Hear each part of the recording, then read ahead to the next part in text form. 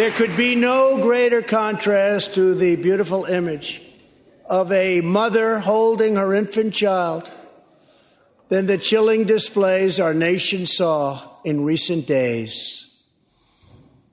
Lawmakers in New York cheered with delight upon the passage of legislation that would allow a baby to be ripped from the mother's womb moments from birth.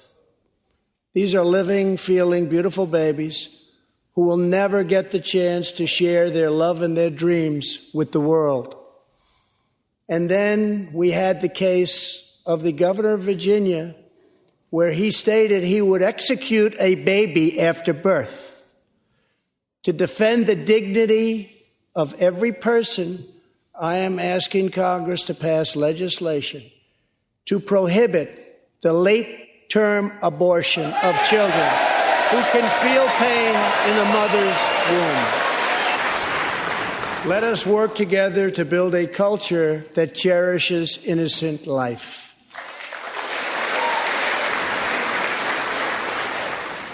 And let us reaffirm a fundamental truth.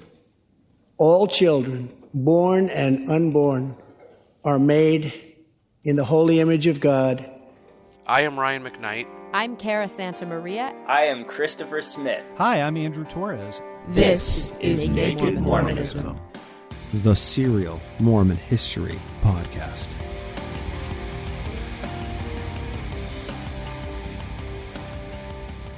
Where are all of the children of polygamous marriages in Nauvoo? Brigham Young had 56 wives in Utah, nearly as many children, but with polygamy being practiced in Nauvoo, wouldn't we expect to see some children as a result? I've dealt with this on the show a few times because I think a very simple answer exists, but a lot of people are essentially blocked mentally from accessing that answer. Well, back in November, I tingled with a few people in the Mormon Historians Facebook group on the subject. A person asked the simple question, is there any evidence that Joseph Smith fathered children with anyone other than Emma? I've heard contradictory things. That was their question. 15 different comment threads all opined on the fact that DNA studies have been inconclusive. A few women claimed to have Joseph's children, but it can't be proven, and, of course, a few other points. Another central point of the discussion was that if he didn't have children with any of his wives, then either the marriages didn't include sex or the marriages didn't happen altogether, and Nauvoo polygamy was a result of a propaganda campaign later by Brigham Young to justify his Utah polygamy.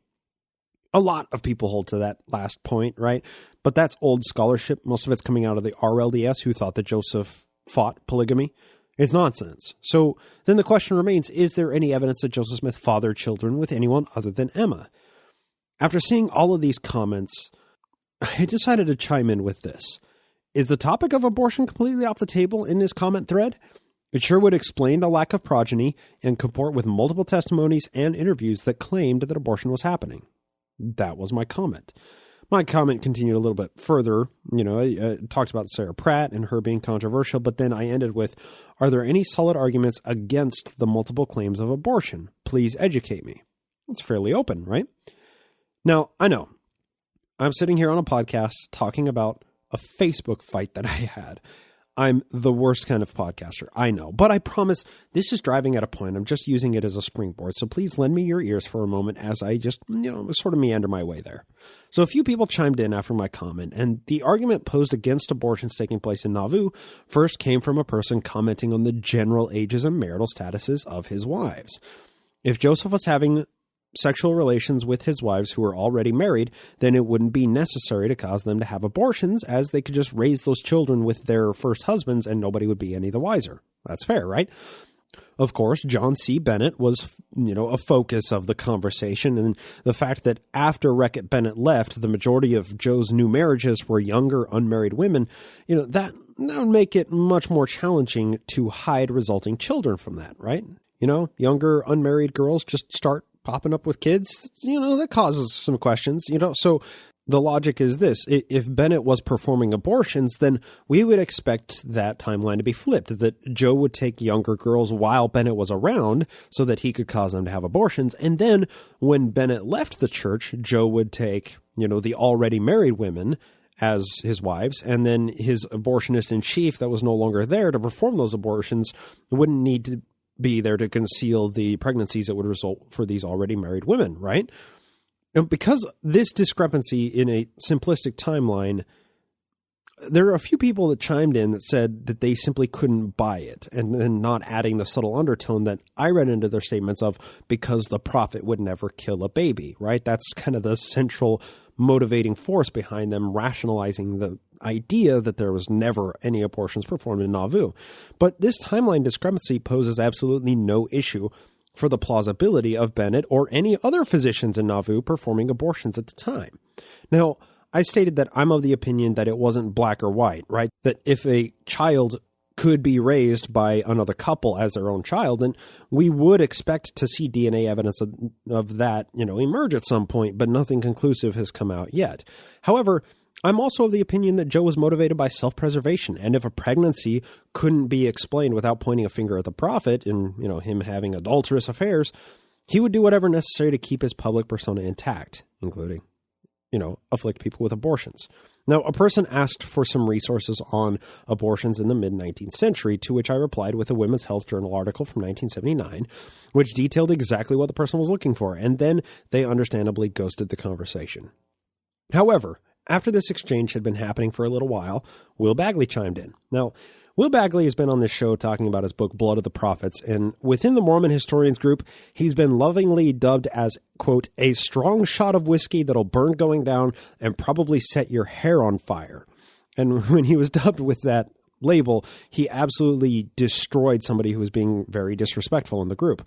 If you've read Blood of the Prophets or any of Bagley's Utah history books, you'll know how fitting of a description that is. But Bagley chimed into the thread and said, why else invite abortionist and General Bennett into the first presidency?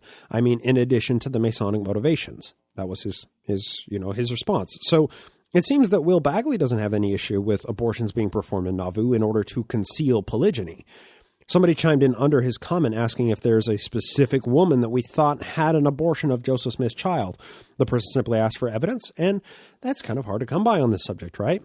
Well, I'm going to read my response. And once again, I promise this is driving to a point. I'm not just talking about a Facebook argument for the fun of it. This is what I said. That's a really good question, and I wish I knew more about the topic to answer with some level of certainty. I can't put a finger on who it would have been, nor can I put a finger on the documentary evidence for it. With that in mind, however, what evidence would we expect to find if abortions did happen? We have a few statements, contemporary and later, which claim they were happening, but that's far from documentary evidence.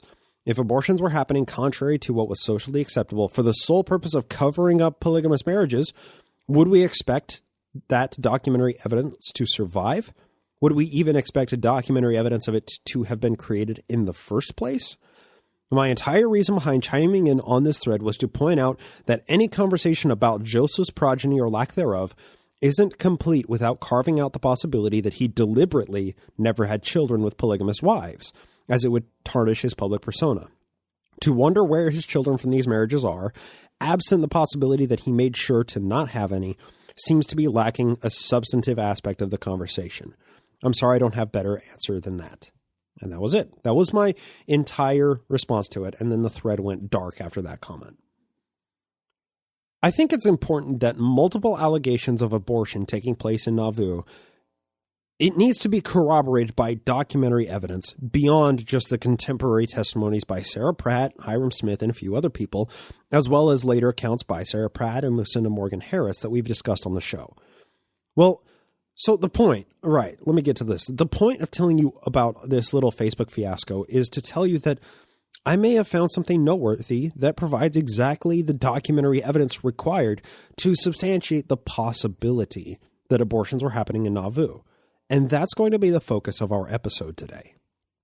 Now, a few points to preface this conversation. First, why is this important? Whether or not Joseph Smith was sexually intimate with at least some of his wives is a subject of considerable debate in the field of Nauvoo history. Why? Well, it casts his motivations into question.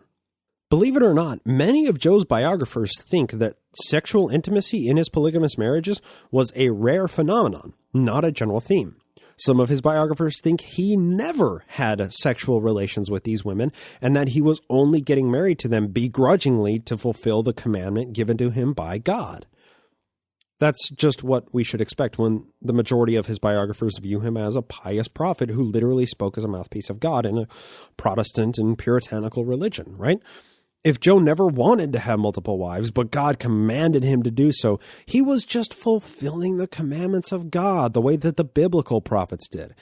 However, once his personal desires and libido are factored into the equation, it leads to some crucial questions. If Joe wanted to have sexual intimacy with multiple women, then how can we be sure that the commandment actually came from God? That Joe was, acting as a prophet and not as a man when he said that men should take multiple wives in order to reach the highest kingdom of the celestial God, Now, if you're listening to this show, I'd be willing to bet that this isn't really a personal issue with you, dear listener. You probably view Joe similarly to the way that I do, a despot with an ever-increasing greed for wealth and power who probably viewed women as a commodity. But if we can't find common ground in this conversation about sexual dynamics in Nauvoo polygamy, we're talking past each other. So we need to understand where everybody's coming from on this. I'm personally of the opinion that Joe probably had far more sexual partners than his wife count reveals, but that's only speculation, so we can leave that aside for today. Second point to preface this discussion. This shouldn't be an issue, okay? If you want to have multiple sexual partners, then have multiple sexual partners. It's not hard. Just make sure everybody involved are informed, consenting adults, and then, have the time of your life. Your sexuality, your sexual desires, your gender identity have absolutely no bearing on who you are or your value to society. That's just an unequivocally true statement. The way a person acts on their sexual desires is how they affect others and where we should, where judgment lies.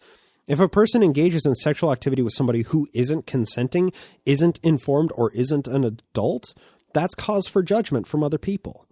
That's how a person's sexuality affects their personality. Informed, consenting adults, those are the criteria. Check those boxes, then everybody's on the up and up, and, have a good time and be safe. Point number 3. This conversation can never be couched in a way that's fair to everybody involved. What I mean by that is these conversations always center on whether or not Joseph Smith had sex with his wives. By definition, these conversations rarely take into account the women's perspective in this. Society has simply never been truly equal for men and women. There was absolutely no fairness among sexes in the 19th century America. Any social barriers experienced by women and gender minorities today were inconceivably worse in the time period this podcast studies. We could never understand the plight of women in early Mormonism. Unfortunately, this conversation suffers from many of the biases of the field of Mormon history, which suffers from the biases of the time in which early Mormonism occurred.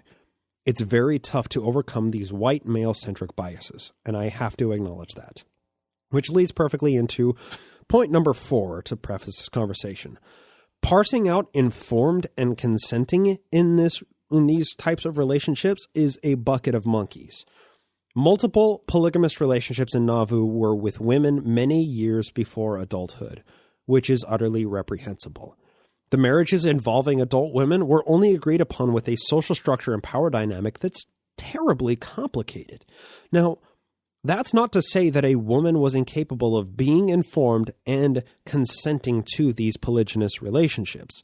What I'm saying is, when you have one guy who's the ultimate religious and government authority with his own army and his own shadow enforcement squad, and you happen to become one of his marks, there really wasn't much that you could do as a woman. Now, there could have been some women like Eliza Snow, maybe Elizabeth Ann Whitney, who openly consented to being one of Joe's clandestine polygamous wives, who knew the extent of his relationships. Informed consenting adults may have all been checked. All those boxes may have been checked in a few of these relationships. However, at the end of the day, Joseph Smith was still the prophet of God and the highest ranking government authority in Nauvoo. He was the gatekeeper to the kingdom of heaven, and it often became the case that the key to unlock that kingdom for you and your whole family was by giving in to the coercion and becoming his next wife. Informed and consenting simply cannot be achieved within this social structure. I would also point out that nearly every despotic alpha male empire builder like Joseph Smith treated women as a commodity to be collected and added to his own personal wealth portfolio. Joseph Smith fits many patterns exhibited by the most objectively immoral people in human history in this regard. And I'll just say again, if you want to have multiple sexual partners, go ahead. There's nothing stopping you. That has no bearing on how good or bad of a person you are. The way you acquire those relationships is what casts your character into question. Also, if you're a puritanical Christian religious leader crusading against immorality and you consider sex outside of marriage immoral, and then you go on to have multiple sexual relations outside of marriage, that makes you a hypocrite and a liar, and nobody should trust anything you say about anything in the world. And now, the fifth and final point to preface this conversation. It's very likely that the women involved here had absolutely no choice in whether or not to have these abortions, let alone sexual intimacy in the first place, okay? If a woman who was coerced into these polygamous marriages began to show with child, it could quickly tarnish the reputation of the prophet and his most trusted polygamist acolytes, which they wouldn't allow to happen. The woman's desires and well-being likely never factored into the decision-making process, which is unequivocally and objectively wrong. Abortion and the larger point of women's health is often a hot-button issue today, but it may surprise some of you to learn that women have been aborting their children for justifiable reasons for just as long as physicians have been around, which is to say probably longer than we have written evidence of. The last century has brought a lot of scientific advancements, which have rendered these procedures much safer and much less painful. We happen to live in a day and an age where women's health is better than it has ever been. But that's only come as a result of constant advocating and fighting, largely by these disenfranchised women, to acquire those advancements. Most importantly, the fight is never over. Elections have consequences, people. This entire issue is a thorny one with a lot of angles to consider.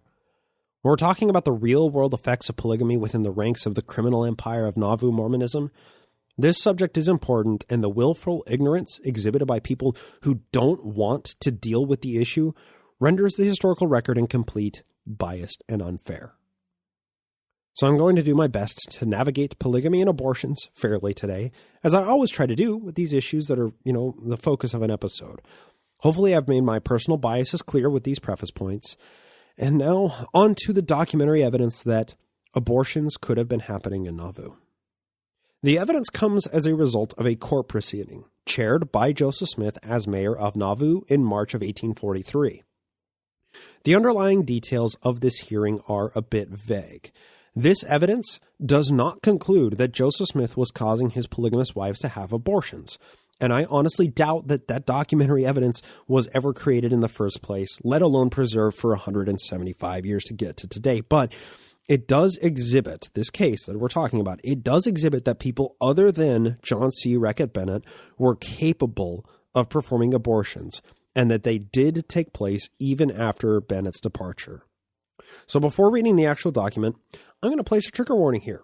This is a completely unabashed take on women's health in the 19th century, and what the woman suffered that's at the core of this case is absolutely horrendous. So, trigger warning, this is a little disturbing. So let's go ahead and get into it. This trial that we're reading from, it was actually cut from the history of the church during its compilation phase. But since I'm reading this from the Dan Vogel version of the history of the church, it's been restored from the original document, which was initially published in the WASP of the 22nd of March, 1843. You'll find the original handwritten documents in the show notes of this episode if you care to read it for yourself. The facts of the case are as follows. Margaret Kennedy Lusk Dana was pregnant and very close to giving birth. A physician named William Bicking Brink attended to her after she complained of fever or diarrhea. The physician, Brink, decided that her child was ill and that an abortion needed to be performed, which he did against Margaret Dana's will. Because she was a woman and couldn't testify against this physician in court, her husband, Charles Dana, filed a complaint on her behalf for malpractice with the Municipal Court of Nauvoo. Finally, the plaintiff sought damages of $99 for malfeasance and misfeasance in her treatment. We're going to be taking a couple of detours. They're relevant, but they are detours while we read through this. But the details of the case are fascinating, and I hope to share with you why that is as we go through it. The initial complaint is as follows, quote, "This is an action of assumpsit commenced by summons and brought by the plaintiff to recover damages, as he avers in his bill of particulars, sustained by the plaintiff by reason of the defendant's failing to perform his undertakings as physician in a usual and skillful manner, which he had undertaken by his employment and his engagement in attending as such physician the wife of the plaintiff in the city of Nauvoo in the year 1842 to do $99. Also, for damage sustained from the malfeasance and misfeasance of the defendant in the treatment of the plaintiff's wife, while employed as physician by the plaintiff to attend his said wife at Nauvoo in 1842, contrary to the defendant's undertaking as such physician, by reason of which bad acts and treatment of the defendant to plaintiff's said wife, in the premises, plaintiff's said wife is greatly injured in her health and put to lasting pain and suffering, and the plaintiff has thereby lost the services, company, and comfort of his said wife, since said bad treatment of defendant has been put to pain, trouble, expense, and anxiety, not only from the present loss of his said wife's health, but also from well-grounded apprehensions of the fatal consequences of the injury done to his said wife by said defendant in the premises to his damage of $99. End quote. So those are the charges, and once these charges were presented, Dr. Brink's counsel raised an objection to them, claiming that different schools of physicians were arrayed against each other on the subject. That is an interesting point, and it's true, and we're going to get into that momentarily. The counsel then argued that they would need to call in expert witnesses, which were other physicians, once the witnesses had testified to determine if any malpractice had actually occurred. The witnesses on behalf of the plaintiff were called to the stand to state what Dr. Brink had done, which could be perceived as malpractice. Now, what did the counsel mean by that? Well, medicine and midwifery were hotly disputed in the early 1800s. Dr. Brink was a Thomsonian herbal physician and had administered a controversial medicine to Mrs. Dana during his visit, which we're going to get into in the case. But prior to the early 1800s, midwifery and physicians tended to stay in their lane. However, in the 1810s and 20s, physicians began to take more of a role in the childbirth process. Thompson himself, Samuel Thompson, notes in his book lamenting how midwifery used to be handled exclusively by females with great success and relatively cheap. But then physicians came in and ruined everything and began charging a bunch of money for their services. His final line that I quote here seems almost prophetic. This is from the 1831 edition of New Guide to Health or Botanic Family Physician, written by Samuel Thompson. This is on page 130. Quote, "The practice of midwifery at this time appears to be altogether a matter of speculation with the medical faculty, by their exorbitant price for attendance. The tax on the poor classes is very heavy, and this is not the greatest grievance that they have to bear, for they are often deprived of their wives and children by such ignorant and unnatural practice as is very common in all parts of the country. 30 years ago, the practice of midwifery was principally in the hands of experienced women who had no difficulty, and there was scarce an instance known in those days of a woman dying in childbed, and it was very uncommon for them to lose the child. But at the present time, these things are so common that it is hardly talked about. There must be some cause for this difference, and I can account for it in no other way than the unskillful treatment they experience from the doctors, I might add, the male doctors, who have now got most of the practice into their own hands.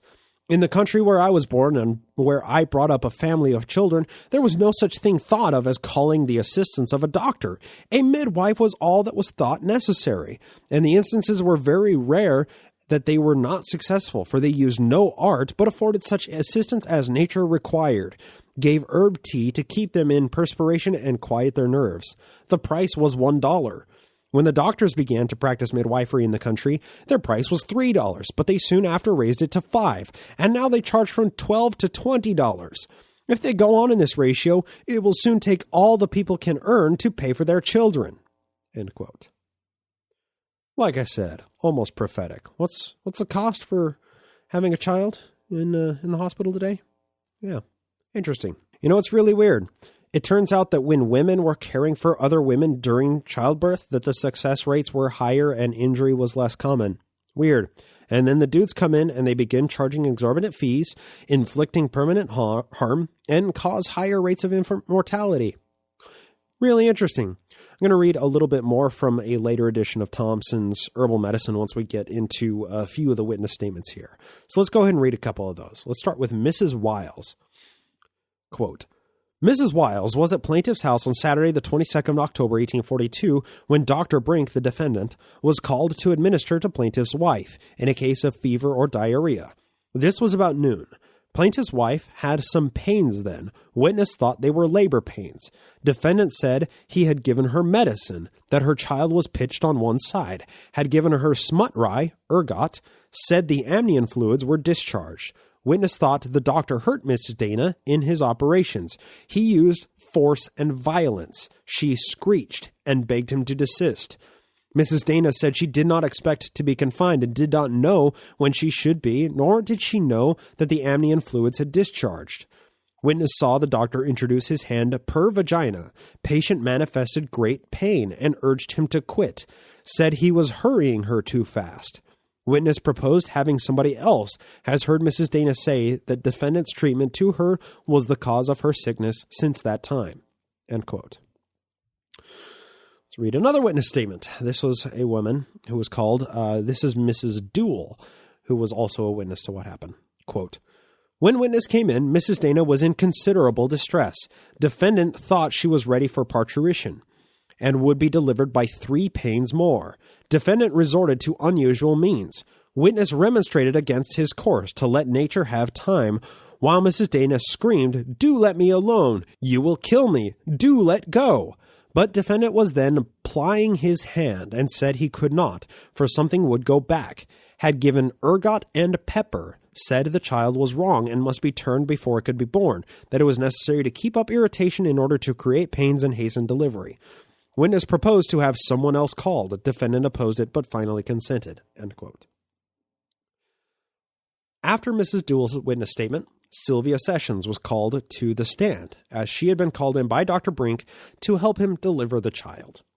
Now, according to Mrs. Sessions, Dr. Brink noted how small her hands were, and that he needed her small hands to turn the child in utero to deliver it. Apparently, his hands were too large to perform the procedure. So Sessions ended up delivering the premature child, who died soon after its birth. The childbirth procedure itself nearly killed Mrs. Dana. Next to the stand was Mrs. Dana herself, to which the defendant's counsel objected because husband and wife were considered one legal entity and Mr. Dana had already made the complaint. So this objection was actually overruled. Good. And Mrs. Dana took the stand, and this is her entire statement. It's important. It just builds on the details that we have so far. Quote, Mrs. Dana testified that defendant Dr. Brink was called on the morning of the 22nd of October last to administer to witness in case of fever, but did not arrive till noon. He then mixed some medicine, in which was pepper, which gave her great pain. Got a syringe and administered 2 injections himself, instead of with a nurse, to witness, in which she thinks there was pepper. They were very hot and gave her great pain, seemed almost in a flame. Actually gave her the cramp. So that's a point in Thompson medicine that is detailed extensively.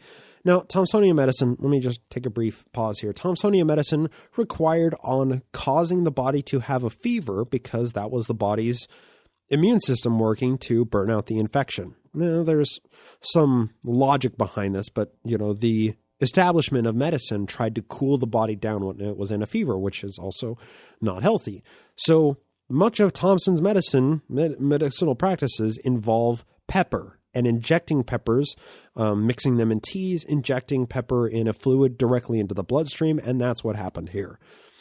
Apparently, Dr. Brink literally injected pepper juice into her veins, which she said seemed almost inflamed. They gave her a great pain and actually gave her the cramp. So that's the state of medicine in the early 1800s. Glad we have moved on from that. Let's continue on the witness statement. Defendant stayed all the afternoon. During the night, he insisted the patient's time had come and that she should be delivered. He continued to give doses from time to time, which gave her great pain every time she took them. Yeah, Imagine that. Every time you inject pepper into your veins, it hurts. Amazing. Patient told defendant that it was not her time under 4 weeks. Told him her labor pains were not on her. So she's saying, I'm not due for another 4 weeks. These are not labor pains. I'm just having stomach cramps. That's the problem here. Defendant told her child was dead and everything was wrong. He interfered in such a way as to cause great pain, said an inflammation had taken place in her bowels, which had caused the death of the child, and used force which gave greater pain than she had ever endured before. Patient begged of defendant to desist and let her alone, saying there was nothing unnatural before taking his medicine, and that she believed the child was right. The blood mentioned by the former witness, Mrs. Sessions, was discharged from no other cause than the violence which the doctor used in his operations. After he let her alone, she was easier. Patient had no labor pains until Monday the 24th. She had had 6 children, and her reckoning had always been regular. Never endured such suffering before. Since then has been troubled with weakness, difficulty of retaining her urine, was never troubled so before, has not been able to do anything since her confinement, has not been free from pain. Defendant used an unusual means in his operation. He placed his head on the patient's abdomen and exerted his strength otherwise, which caused the most severe pain. End quote. Okay, so I think we can all agree that if you are within a few weeks of giving birth and you happen to call a physician for a fever, it could easily become a death sentence, and that's almost what happened to Mrs. Dana here. And you wonder why people wonder why women turn towards alternative medicine when this is the way that the world of medicine has historically treated them. You know, my partner, Annie, she's been watching a Netflix series lately called Call the Midwife, and it tackles these issues really head on. The few episodes I've watched with her have been horrific and informative of the sphere of women's health just a century after the time period that we're discussing on the show here. It's based in the 1950s. So, you know, if you want to see an unabashed take on these issues, call the midwife. It's interesting, very educational. So let's go to the claims that were made by the witness statements here.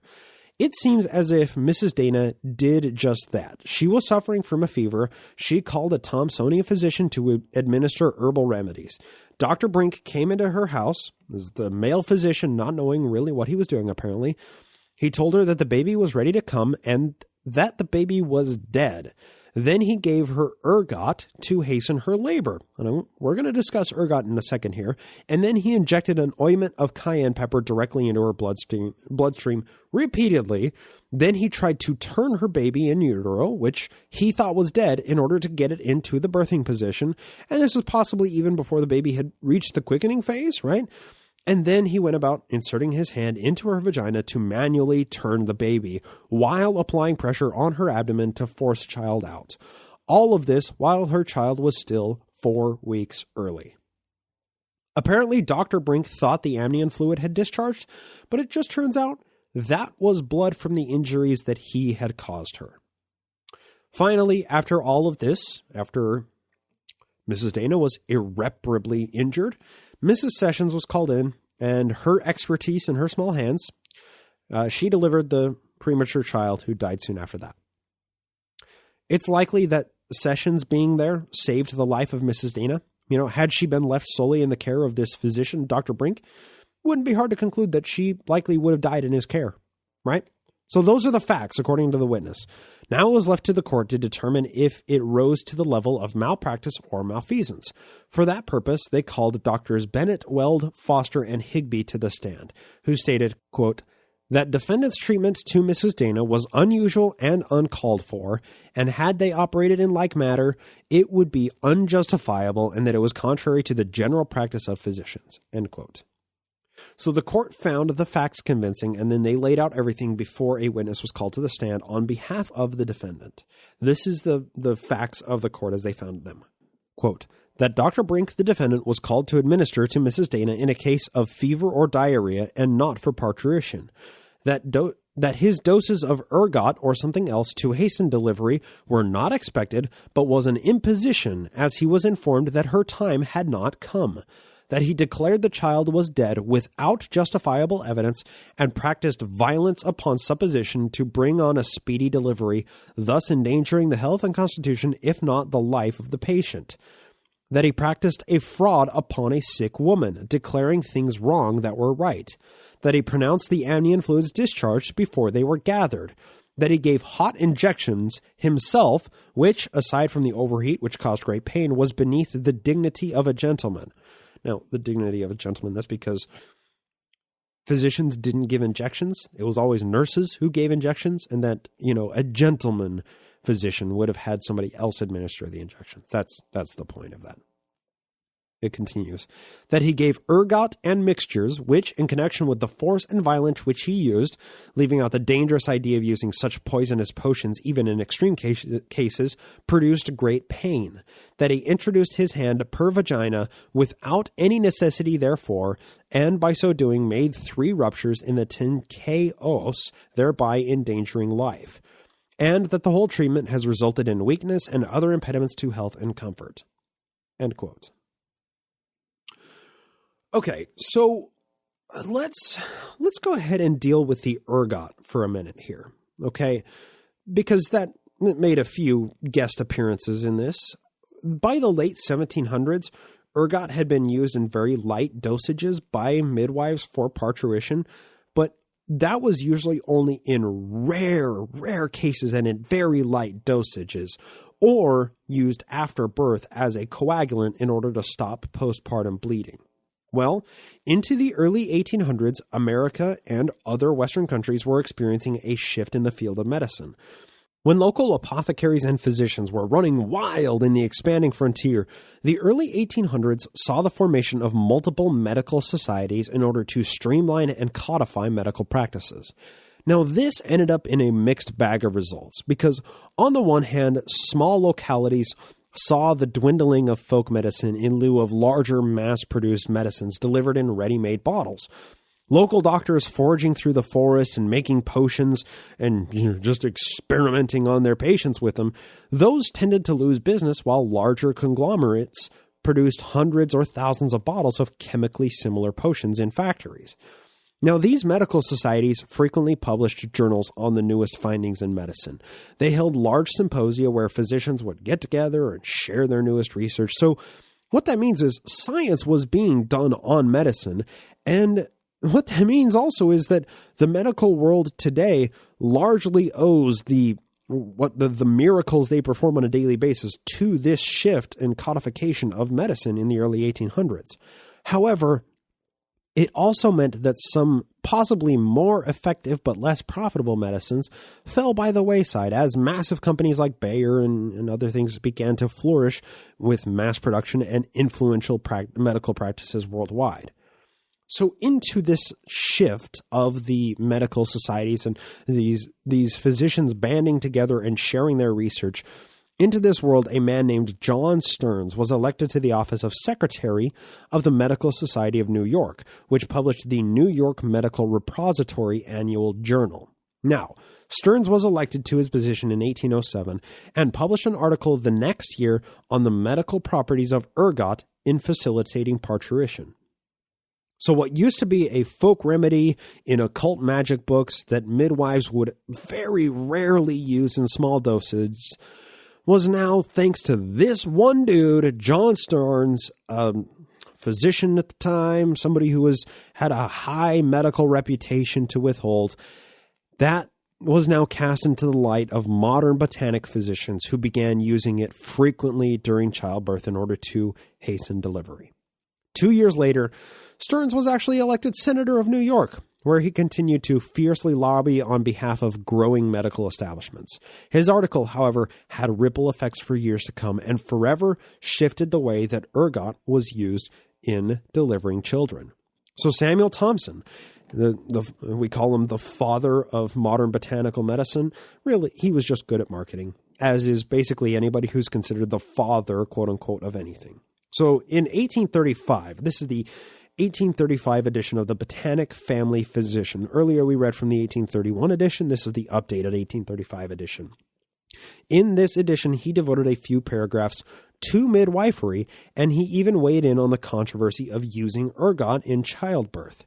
He even said that physicians were good to keep around during the childbirth process, but not for the reasons that you'd think.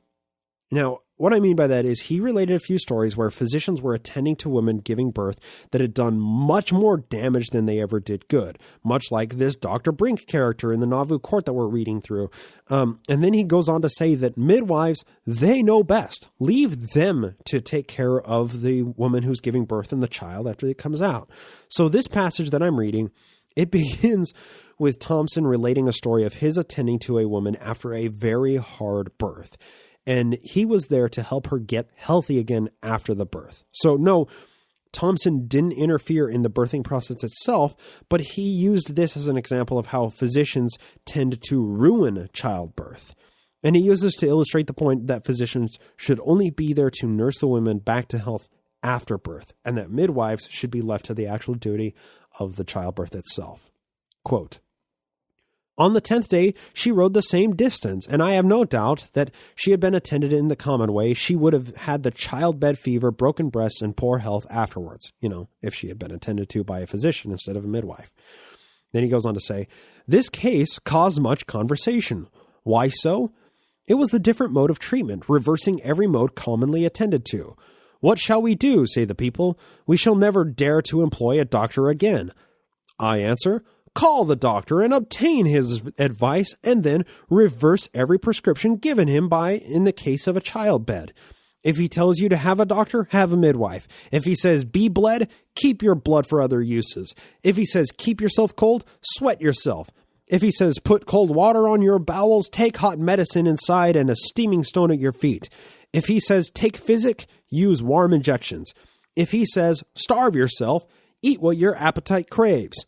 By strict observance of the foregoing anti-directions, you may enjoy your health and save the heavy bill for the many visits of the doctor, besides saving him from the trouble of keeping you sick." End quote. And then in another case that's just a few pages before his anti-prescription that he just said here, that's when we read where Thomas weighs in on the use of ergot. Quote, "The argot, of rye spur, which is a very improper medicine, was also frequently given in this case, but it ought to be particularly guarded against in all cases." End quote. So the creator of Thompsonian medicine even said that ergot should be avoided. But let's just go ahead and stay on this ergot train for a minute before we get back into the 1843 case of Dana versus Brink. Ergot actually has a long history of being used in childbirth prior to this guy, John Stearns, writing about it in the New York Medical Repository in 1808 that, exploded the usage of it and likely caused way, way more damage than ever would have been the case had he not published it. The first usage of ergot is included in the Botanic Physician's Book from Germany in 1582.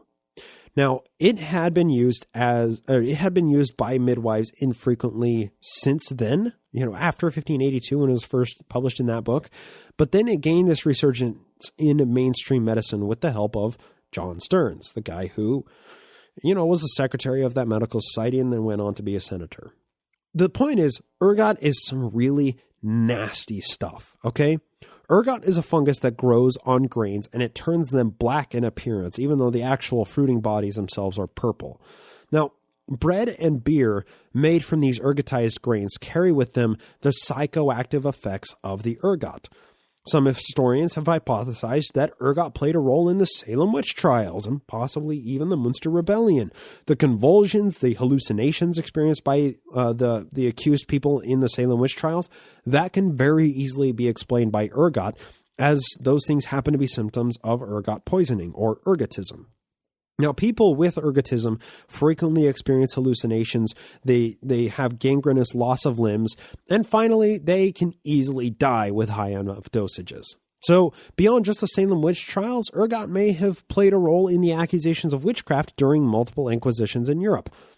Ergot is nasty. It's powerful. Farmers can pick it out from a mile away in a field. It's frequently called a smut of whatever grain it happens to be growing on. Now, the thing is it can easily plague small patches or even entire fields if conditions are just right, causing those crops to be lost if it's being dealt with responsibly, right?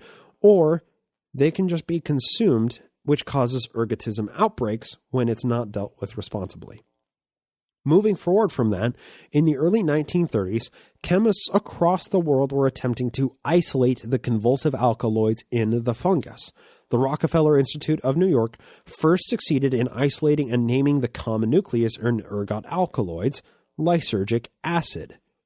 Here, in the late 1930s, enters Albert Hofmann in Switzerland. Hofmann was studying lysergic acid and producing derivatives of it for the pharmacology department of Sandoz in Basel.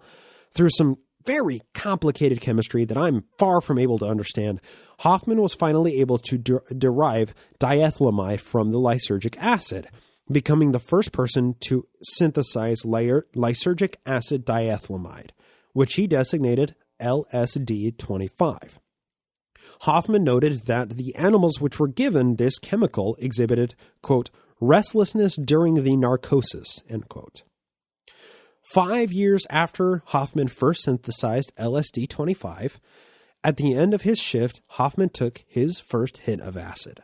Now, he recorded this in his journal, quote, 1700, beginning dizziness, feeling of anxiety, visual distortions, symptoms of paralysis, desire to laugh, end quote. And then Hofmann hopped on his bicycle and rode home, asking his lab assistant to accompany him to make sure that he made it home safe. Now, this famous bike ride has become almost mythical. It's an inciting incident in the psychedelics movement. So Hoffman's journal of that day contains no more entries, but what he did record, what happened the following Monday after he got back to the lab. Quote, the dizziness and sensation of fainting became so strong at times that I could no longer hold myself erect and had to lie down on a sofa. My surroundings had now transformed themselves in more terrifying ways. Everything in the room spun around, and the familiar objects and pieces of furniture assumed grotesque, threatening forms. They were in continuous motion, animated as if driven by an inner restlessness.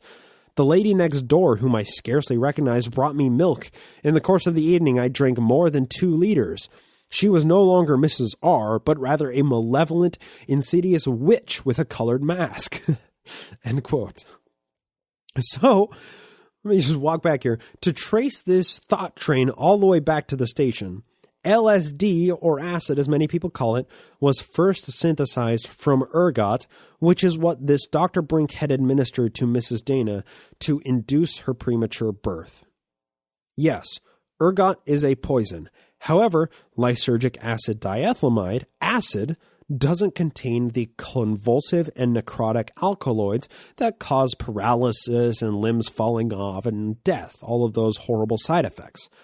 Samuel Thompson, the father of herbal medicine, was familiar with ergot and said that it ought to be guarded against in all cases, even though John Stearns, this one physician who just was trying to make a name for himself, he advocated for its usage in hastening childbirth in 1808. The point that I'm getting at is ergot was a source of contention for many botanic physicians, as it undeniably holds medicinal properties, but the poisonous effects were never reliably removed from it until the late 1930s when Albert Hofmann produced LSD. Some kitchen chemists and botanic physicians had tried manipulating it to reduce how toxic it was when, Thomsonian medicine was gaining traction, but the majority of people trying to use it had simply plucked ergotized grain and then made beer or cake with it in hopes that it wasn't too potent to kill whoever happened to consume it. Now, let's just take this thought train to the next stop here. I also want to add this into the mix, a really quick read from the Sunstone pamphlet that Cody and I handed out and presented in the 2017 Sunstone Salt Lake Symposium on the Smith entheogen theory. Quote, Amanita muscari and psilocybes are certainly not the only suspected mycological entheogen in the early American psychedelic toolbox. Ergot remains an undiscussed candidate for the events witnessed in the early Mormon church. A secret allegedly held by the adepts, St. Anthony's fire could have been transmitted to Smith via a number of sources to be discussed later. If properly prepared, this method has a long and well-established history of eliciting the reactions we see from the early church members in Ohio. Swoonings, violent seizure-like physical movements, delirium, pupil dilations, etc. A tincture or beer made from ergotized grain heads can be produced, requiring only slightly more skill and attention than with the psilocybe or Amanita muscaria mushrooms." End quote. So what I'm saying is, Cody and I predicted nearly 2 years ago that ergot may have played a role in early Mormonism, and in this court case, we see a Thomsonian physician administering it for parturition. Now, I don't want to jump to conclusions here. I have to clarify this. Just because I found ergot being used for medicinal purposes in 1843, that in no way proves that it was used for entheogenic purposes in the early church. What it does prove, however, is that early Mormonism contained a number of people who were familiar with ergot's usage and knew how to render it in such a way that it wouldn't be poisonous enough to kill a mother or child during birth, which that kind of exhibits a certain expertise required to use it in a religious or entheogenic context. That old canard comes into play from Paracelsus himself in the 1530s, quote, "All things are poisons, for there is nothing without poisonous qualities. It is only the dose which makes a thing poison," end quote. It's the set and setting that allows ergot to be versatile enough to be used as an entheogen or a medicine to help a woman give birth more quickly, or to even cause death very quickly if that's what the botanist requires. So with that little rabbit hole explored, let's roll this train back. Let's resurface and jump back into Dana versus Dr. Brink of Nauvoo in 1843. This is the conclusion of the case. Quote, "The foregoing summary of facts relating to the case before the court is deemed sufficiently full without bringing in every minutia in the recital and cross-examination of witnesses. The law knows no person till he comes within its purview, and injuries affecting health are among the most important cases that call for redress, such as the neglect or unskillful management of physicians, surgeons, or apothecaries. For it has been solemnly resolved that malapraxis is a great misdemeanor and offense at common law," citing 2 Blackstone 122. "The law implies a contract on the part of a medical man, as well as those of other professions, to discharge their duty in a skillful and attentive manner, and the law will grant redress to the party injured by their neglect or ignorance by an action on the case as for a tortious misconduct." See 1 Sanders 312 and 2 Blackstone 122, note 7. Independent of usage or practice, poisonous potions should not be administered to females in any case whatever. The law for such offenses declares that, quote, "To kill a child in utero is now no murder, but a great misprison. But if the child is born alive and dieth by reason of the potion or bruises it received in utero, it seems by the better opinion to be murder in such as administered or gave them." And then it cites a number of cases as well. But then, of course, it goes on with this. "The highest authority upon injuries to women is the law of God that says, quote, if men strive and hurt a woman with child so that the fruit depart and yet no mischief follow, he shall surely be punished according as the woman's husband will lay upon him, and he shall pay as the judges determine." And of course they cite Exodus chapter 21, verse 22. The court decides that the plaintiff recover from the defendant the sum of his bill, $99 and costs. Now, that's, end quote, that's the end of the court hearing. The summary of the case and the case law here is really important. The citation of the Bible is something that I find really interesting, especially coming from the Old Testament. And why I find it interesting is because there's literally an abortion potion in the Bible, and it's known as the faithful wife test from Numbers 5. I'm going to read a pretty long statement or long chunk out of the Bible here, but bear with me. This is pretty important. Quote, "Then the Lord said unto Moses, Speak to the Israelites and say to them, If a man's wife goes astray and is unfaithful to him so that another man has sexual relations with her, and this is hidden from her husband and her impurity is undetected since there is no witness against her and she has not been caught in the act, and if feelings of jealousy come over her husband and he suspects his wife and she is impure, or if he is jealous and suspects her even though she is not impure, then he is to take his wife to the priest. The priest shall bring her and have her stand before the Lord.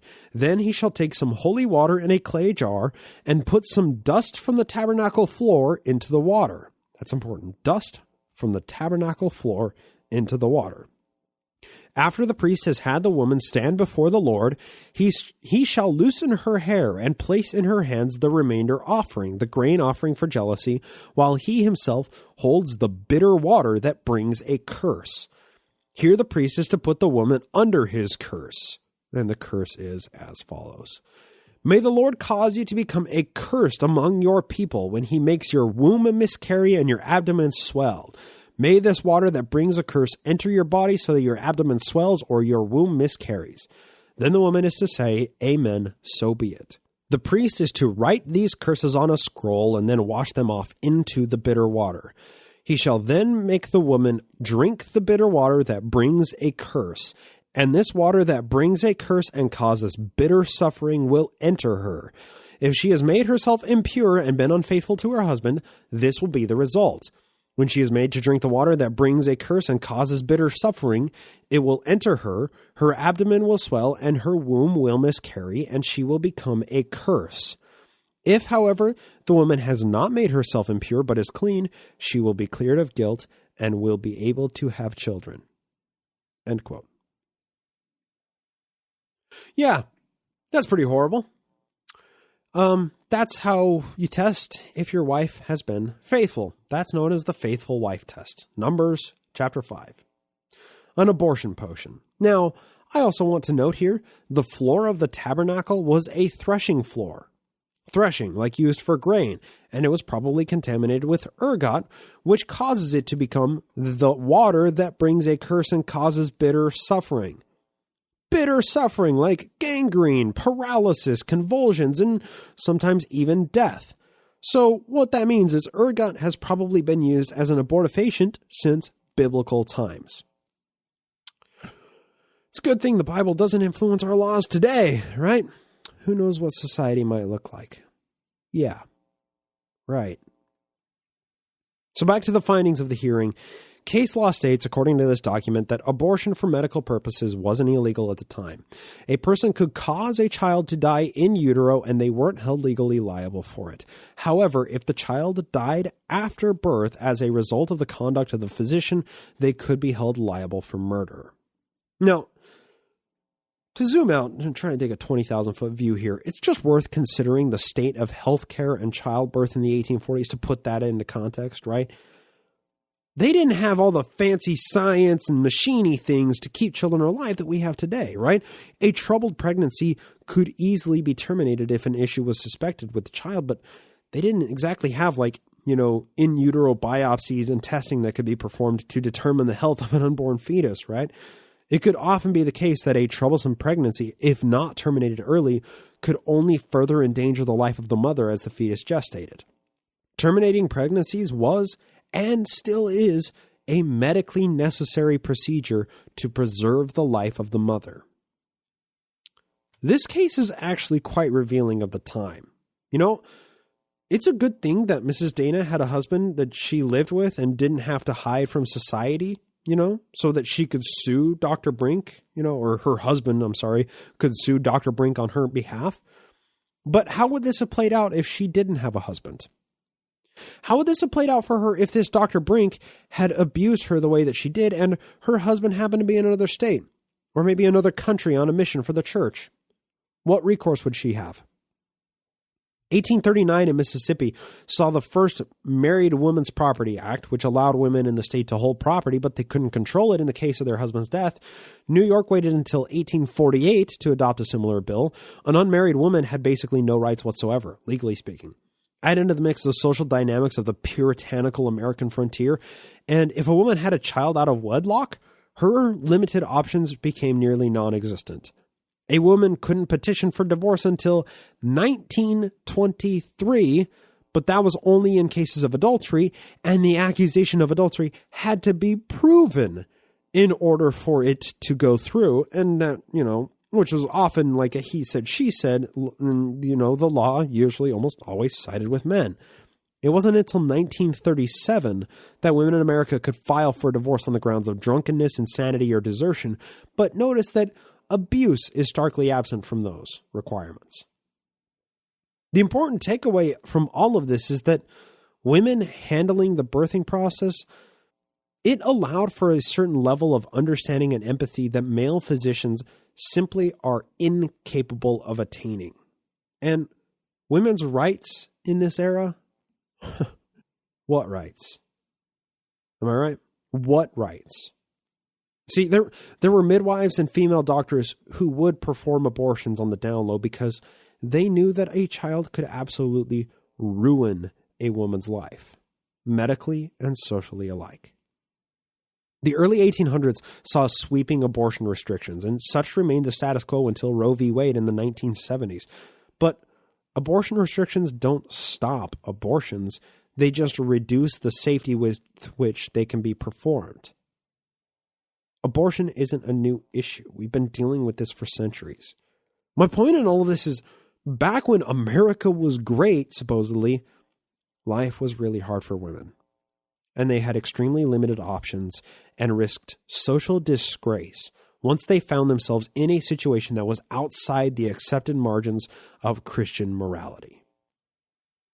Think of how these social mores affected the clandestine wives of polygamous marriages, especially younger, unmarried women or teenage brides. It's not like one of these polygamous teens could start showing with a baby and then they'd be taken care of, right? They had no options at that point. As if they had options before then. I mean, once one of these young women was marked by one of the Mormon elite men, their lives were already planned for them.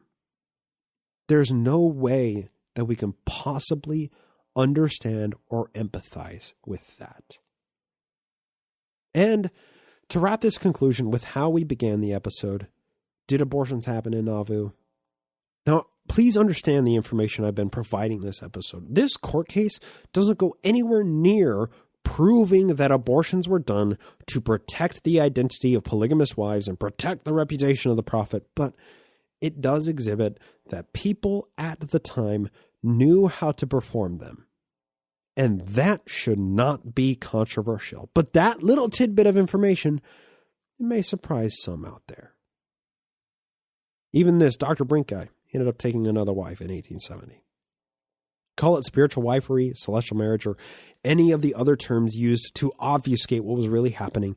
Engaging in an affair wasn't hard for the men of the day. They risked very little social capital in doing so, and absolutely no health capital, right? But the women had everything to lose. That's how it's always been. They were the people who suffered from the consequences of these secretive affairs when society refused to accept anything outside of the approved monogamous heterosexual status quo. Collectively, as a society, we've made progress, but that's only come through fierce advocacy, marches, public speeches, and lobbying government. But people exist every day trying to take that progress away and limit a person's rights based on antiquated ideals and misinformation. Society today, really, it owes a lot to women fiercely fighting for their own rights because they've had to wrestle that power away from men who didn't want to give it up, sometimes even risking their own lives in these fights. It's not just the suffragettes of the early 20th century in their white pantsuits, right? This fight for some kind of equality was happening long before Susan B. Anthony and Katie Stanton were even born. We've made a lot of progress, but there's always more work to be done. The fight is never truly over as long as there are people trying to take away freedoms that were only begrudgingly afforded in the first place. There's always this specter of impermanence of gaining these rights. I mean, think about this. Women could vote in Utah, but then they lost that right when they didn't vote the way that the people who fought for them to vote wanted them to vote, right? Maybe the conversation today, instead of being about abortion and killing babies, maybe the conversation could shift to not limiting but expanding rights of people. All people, not just women's, men's, or babies' rights. Maybe we talk about affordable living wages, science-based sex education, affordable or free birth control for everybody, destigmatizing women caught in suboptimal situations, or unwed parents, destigmatize unwed parents, expanding adoption and foster care rights. And, there's so many other ways that this conversation can be had that doesn't involve that scary word of abortion. That's the main takeaway. Women have always been getting abortions. The best thing to do is to make them the most safe, humane, and painless procedures as possible, and always having the availability of the most possible options. But all of that said, it's a deeply nuanced subject, right? And there's a lot of passions on all sides that quickly generate conflict. Conflict definitionally will not result in conclusions. So why don't we all just make the world a better place? Because if we don't, there won't be much of a world to argue about while, the sole victor plants their flag atop a smoldering cinder of a planet.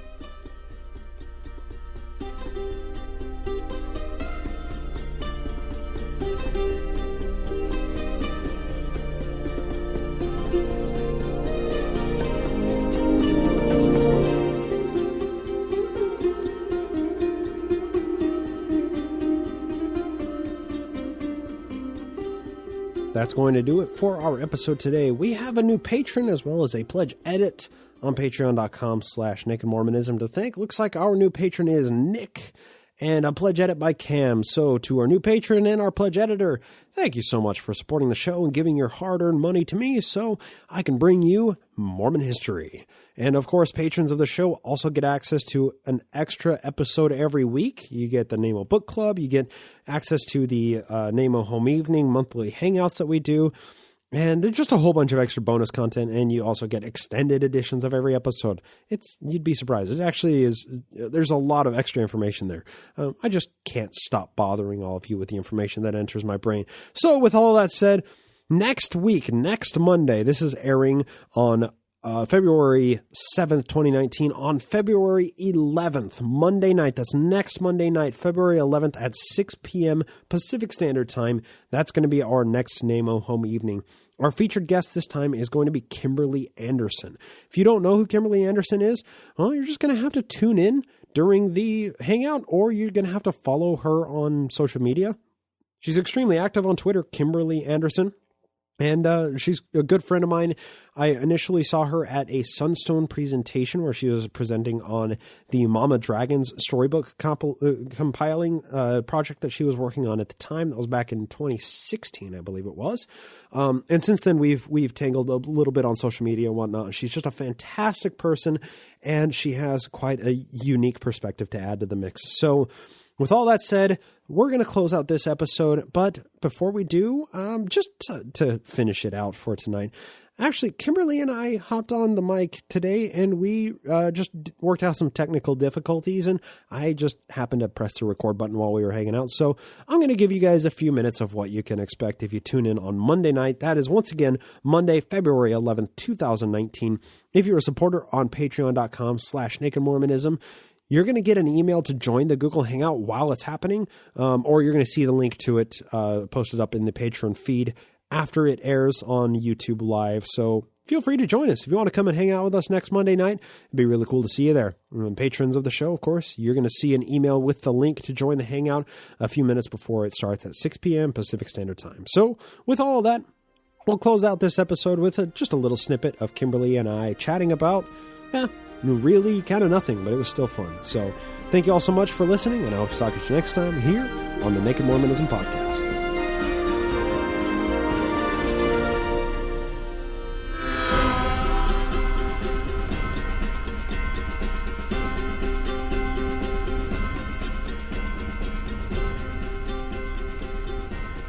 Wow, that's so cool. And so I tell you, so Bryce, the other night, it was so funny. I came home after a late day working at the school with all these elementary kids, and I couldn't go to sleep. And I was just calling through my iTunes, like we do, surf Facebook and surf YouTube, and just kind of looking through what's in my hard drive that's interesting. Mm-hmm. And I found an interview, an audio recording of an interview I did with a man from Weber County. He's a Weber County Sheriff's detective. He worked for the state medical examiner's office for 1 year. Okay. And his particular job for that 1 year was to investigate all the unattended deaths. So if there was a death that no one else was there to witness, he went and investigated that death. Interesting. For that year, there were 100 suicides, deaths that were ruled to be or determined to be suicides. Okay. Out of those 100 suicides, 7 of them, 7 involved the book, The Miracle of Forgiveness. So I shit you not. I was just having a conversation with a friend of mine. You may have seen this. There's an Instagram post. You know, I'm just going to pull it up here. You should just be. Are you? I hope you're recording. Yeah, this is all recorded. Okay, good. Miracle of Forgiveness. This is what my friend Dan, and he does his own show, call-in Socratic Method, street epistemology show. Method. I am all about that Socratic method. God bless Socrates. I know, right? It's so good. It's like, let me just ask questions so you can see the world how I do. Mm-hmm. This is what he just posted, and this is he got this off of the ex-Mormon subreddit, but it's a screenshot of the Instagram post from LDS Living, and LDS Living posted this: "We are eager to hear your stories." I know, right? You can already see where this is going. Yeah, no, they're not. Somebody replied, Riverstone Annie replied, "My father told me when I was 16 that he would rather I be murdered than be raped and live. I realize now that he couldn't have possibly really meant that, and that he was just regurgitating a general authority talk from the last general conference. I forgive him." So Dan sent that screenshot because this is a group chat with two other ex-Mormons and myself. And he sent that screenshot, and I just replied with, "Please don't think this is an isolated incident. Miracle of Forgiveness still wreaks untold damage decades after it went out of print."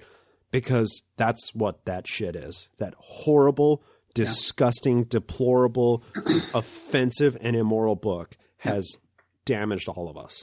So if you go back into like the Mormon Stories podcast Facebook group and do a search for Miracle of Forgiveness, you will find a post of mine from like 3.5 years ago where I was collecting copies of that book from all over the West. I'm burning them. I was burning them, yeah. And good. It brought a lot of ire. Ire for fire. Ire for fire. So I just actually sent you a graphic that I pulled off of, it was either Twitter or something, and it was about these 6 Socratic methods, 6 questions or 6 ways the Socratic method is used. And I don't know if you'd seen that before. I'd never seen this before until the other day, and I love this. I haven't seen this. Because this is basically what I do as a therapist. It is. This is what I do as a therapist. Yeah. Can you give me an example? Okay, so walk us through this. This is a good exercise. Yeah. Walk us through this. So, how these 6 methods, how do you use them in your day-to-day life? So give me a statement. Give me a statement that's not particularly personal or problematic, but just kind of a general statement. Losing one's virginity is the worst thing that a person can do. Could you explain that further to me, please? Well, all right, I'm just going to dig in my heels. I'm going to go for it. Well, we know that one of the greatest promises, one of the greatest gifts that the Lord has given us is the blessing of reproduction. And when that is something that has been taken away from us, then we lose value as a human being. So how could you verify or disprove those assumptions? Well, it's something that came from from the general authorities, from the prophet Spencer W. Kimball, and from prophets long before him. They are representatives of Jesus Christ on this earth, and what they say is something that is said by the mouthpiece of God. Therefore, that is what the gospel teaches, and that's how we know it's true. I can see how that would be a powerful source of faith and inspiration for you. Yeah. But I'm going to ask you back, maybe challenging that assumption. Is it always the case that that's the worst thing that could happen to you? There are worse things that could happen to a person, but I mean, it's definitely up there.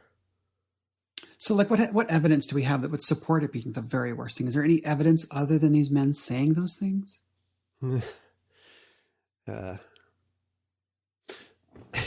Or are there any other alternatives to thinking about that? Or even really like, what is the other side of that argument? Are there things that are worse? Is it not the worst thing? I mean, people lose their virginity all the time and live wonderful, healthy, happy, productive lives. Well, it's just a matter of the way that they can find the most joy and happiness in life. Right. And the only way for that to truly, for a person to attain true marvelous happiness is by being married to a person of the opposite sex and being virgin before marriage, right. Up until marriage, because anything outside, anything that is considered premarital sex that is a sin, that is abomination, that is right. something that causes the Savior to frown on us. Exactly.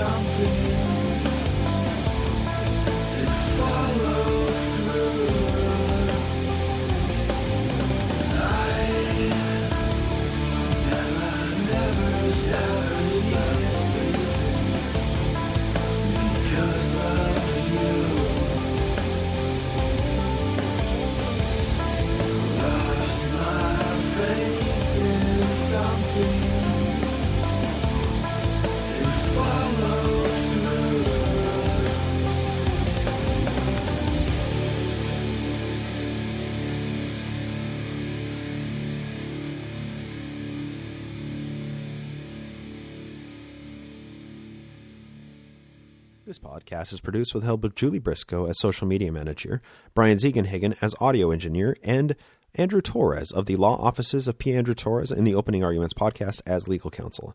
Music is written and performed by Jason Camo of aloststateofmind.com and used with permission. Naked Mormonism is a production of Ground Gnomes LLC, copyright 2019, all rights reserved.